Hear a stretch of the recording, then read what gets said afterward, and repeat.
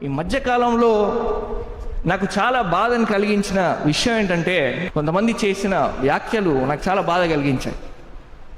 స్వాతంత్రం దినం రోజున నేను జాతీయ జెండాకు ఎందుకు సెల్యూట్ చేయనంటే, నా క్రైస్తవ మతము చేయొద్దని చెప్తుందని చెప్పారు. చాలా అఫీషియల్ స్టేట్మెంట్ చేశారు. ఈ రోజున మీకు చెప్తున్నాను, ఎక్కడ లేదు ఆ స్టేట్మెంట్. ఇలాంటి వ్యక్తులు చాలామంది బయలుదేరారు. అన్నిటినీ విగ్రహారాధనగా చూసే వ్యక్తులు చాలామంది ఉన్నారు.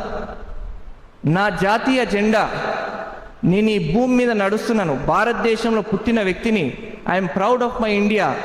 నాకు ఎంతోమంది గొప్ప వ్యక్తులు ఈ యొక్క స్వాతంత్రాన్ని ఇచ్చారు, వాళ్ళ జీవితాలను త్యాగం చేసి. అందుకనే నేను సెల్యూట్ చేస్తున్నాను నా ఫ్లాగ్కి, నా జెండా, నా భారతీయ జెండా. దేశభక్తి లేకపోతే ఏం లాభం అండి? ఎక్కడ చెప్తుంది బైబిల్ విగ్రహారాధనని? వీళ్ళకి టీవీలో చెప్తారు. ఇలాగా చాలా వ్యక్తులు బయలుదేరారు. కాబట్టి హెచ్చరిక, ఈ రోజున మొదటి పట్టణంలో మనకి హెచ్చరిక. చాలామంది అబద్ధ బోధకులు, అబద్ధ క్రైస్తవులు ఎంతోమంది బయలుదేరారు. వీరి మాటలు కేవలం విభజనకు దారి తీస్తాయి, కానీ ఐక్యానికి దారి తీయవు, సహవాసానికి దారి తీయవు. జాగ్రత్త పడండి.